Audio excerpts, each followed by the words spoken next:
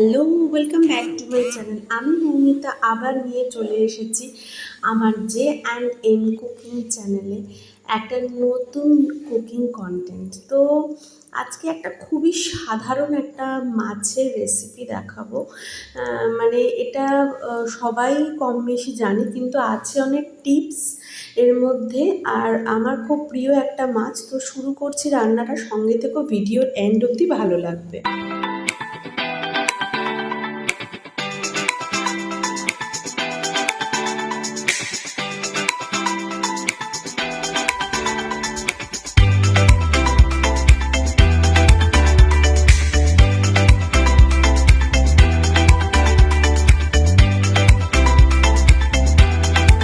তো দেখো, এখানে নিয়ে নিয়েছি আমি তেলাপিয়া মাছ। এটার একটা সাদা বা লালচে টাইপের হয়, সেটাকে লাইলন টিকা বলে। এই মাছটাকে তোমাদের জায়গায় কি নামে পরিচিত বা কি বলে থাকো সেটা আমাকে অবশ্যই কমেন্ট বক্সে জানিও।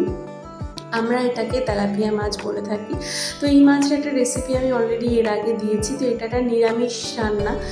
তো এখানে নুন হলুদ মাখিয়ে নিয়েছি, দেখতেই পাচ্ছ। সবাই তোমরা এটা কম বেশি খুব ভালো করেই পারো নুন হলুদ মাখিয়ে ভাজতে। তো এই মাছটা আমি এটাই দেখাবো। অনেক সময় বলে যে সর্ষে দিয়ে রান্না করলে সর্ষেটা বাটার সময় তেতো হয়ে যায় আর রান্নাটাও তিতকুটে হয়ে যায়। তো সেটার জন্য কিছু টিপস দেবো। আর তার সাথে এটাও বলে রাখি যে নিরামিষ রান্না, মানে নিরামিষ বলতে পেঁয়াজ রসুন আদা এই তিনটে ছাড়াই রান্না হবে। আদাটা নিরামিষাশীরা অবশ্যই খেয়ে থাকে, মানে ভেজিটেরিয়ানদের কথা বলছি। কিন্তু যারা ভেজিটেরিয়ান কিন্তু মাছ খায় তাদের কথা বলছি। আর পেঁয়াজ রসুন খায় না, তো পেঁয়াজ রসুন ছাড়া রান্না হবে, কিন্তু কোনো রকম কোনো স্মেল হবে না। সেটাই হচ্ছে আজকে রান্না। তো দেখো, এখানে আমি কালো সর্ষে সাদা সর্ষে নিয়েছি, দুটোই নিয়েছি। কারণ অনেকে বলে যে কালো সর্ষেটা তেতো ভাবটা বেশি হয়, কিন্তু দুটোই রান্না করব আমি, কিন্তু কোনো রকমভাবেই তেতো হবে না।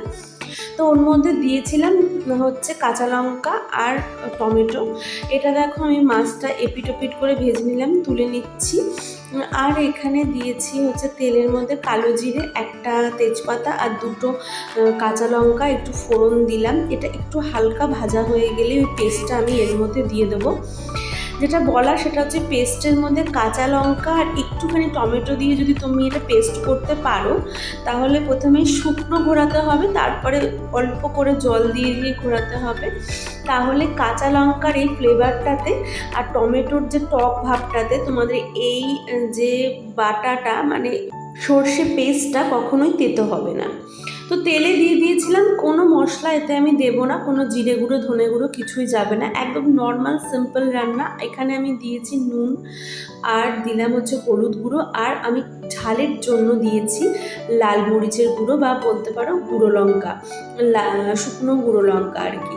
তো এর গুঁড়ো দিলাম। তোমরা যদি ঝাল না খেতে চাও এতটা, তাহলে তোমরা গুঁড়ো লঙ্কাটাকে স্কিপ করতে পারো, নর্মালি করতে পারো। তেলের মধ্যে দিয়ে ভালো করে মিডিয়াম হাই ফ্লেমে এটাকে ভাজা ভাজা করলাম, নেড়ে চেড়ে নিয়ে সামান্য একটু জল দিলাম, দিয়ে আবারও এটাকে ভালো করে নেড়ে চেড়ে নিচ্ছি।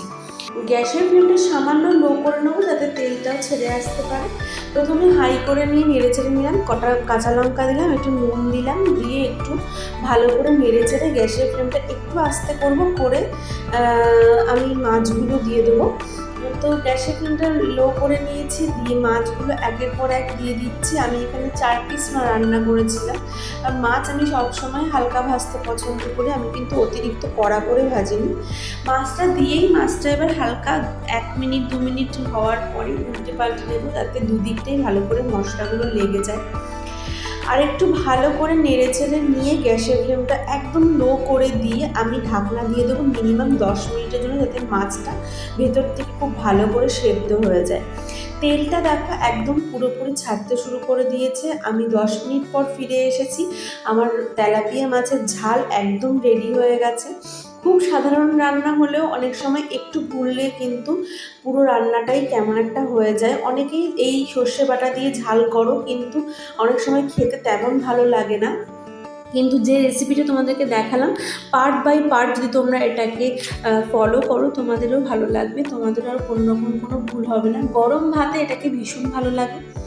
তো আমার এই সাধারণ রেসিপিটা তোমাদের কেমন লাগলো সেটা আমাকে জানিও। আবার দেখা হবে নতুন কোনো ভিডিওতে। একদম এখানেই শেষ করো ভিডিওটা। আমি গরম গরম ভাতের সাথেই কিন্তু ট্রাই করেছিলাম, আমার তো খুব ভালো লেগেছিলো।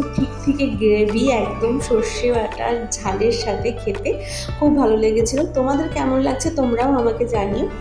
তো চলো এখন জন্য টাটা বাই। আর আমার নিউ ফলোয়ার্সরা কিন্তু আমার চ্যানেলটা সাবস্ক্রাইব করতে একদম ভুলবে না। তো চলো এখন টাটা, আবার নতুন টিপস আর রান্না নিয়ে আসবো তোমাদের সামনে। বাই।